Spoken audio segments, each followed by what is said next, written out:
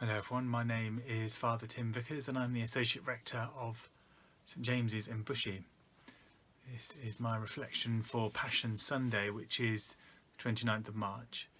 And our reading set for today is the raising of Lazarus. Lazarus is a very close friend of Jesus and he hears that he's ill.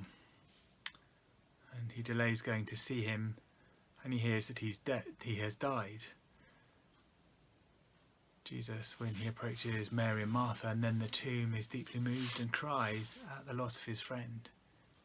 Yet, using his power, he raises him to new life, so that people might believe in him. It can be found more fully in John chapter 11, verses 1 to 45. And when I first read this through, my first thought was of death. It's something that we are seeing in the news a lot at the moment, or perhaps more visibly in the news, because actually death is something that happens to us all, and about 540,000 people die every year. So someone we know at any one time will be suffering the loss of a loved one.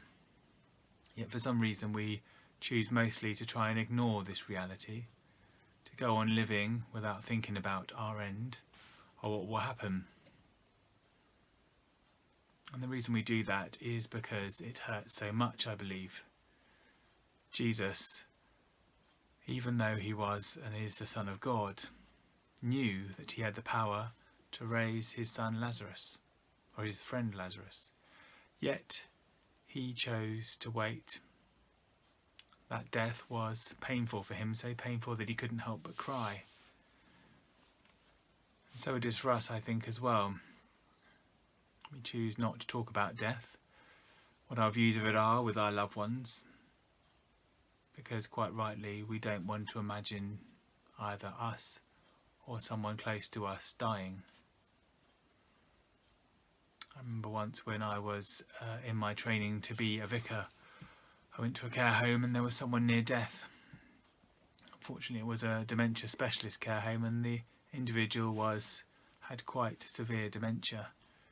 And the care home staff didn't know whether they needed Christian prayers at this man's end or not. And so in this time when death is a more present reality, I encourage you to talk with your loved ones about what you feel, about what your views of death are and what you would like when your end comes. And I pray for all of you that is a long time in the future, although sadly that will not be true for all of you. But for those of you who know about the Christian story, it was the offering of his own life, his own death, that was to be the answer to the problem of death. For in it Jesus demonstrates something. He shows us that there is a love which is stronger than death, a love which can defeat death, not right now so we never die, but we're promised in the future. This is what Holy Week, leading up to Good Friday and on to Easter Day, is all about. And whether we will be in our churches or not, we will be celebrating and marking that Holy of Holy Weeks. Today, Passion Sunday, the Church turns its focus on to that week. We focus on the sorrow and the sadness of that week, but we know that there is joy and love and hope in the resurrection beyond. I invite you here as I sit on this Passion Sunday, not just to think and be brave to talk about death, but to journey with us with the person who has defeated death, whose love is stronger than death.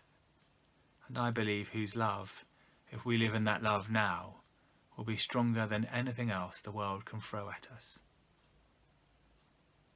So this day, may God be with you, and may he journey alongside you wherever you are at this moment.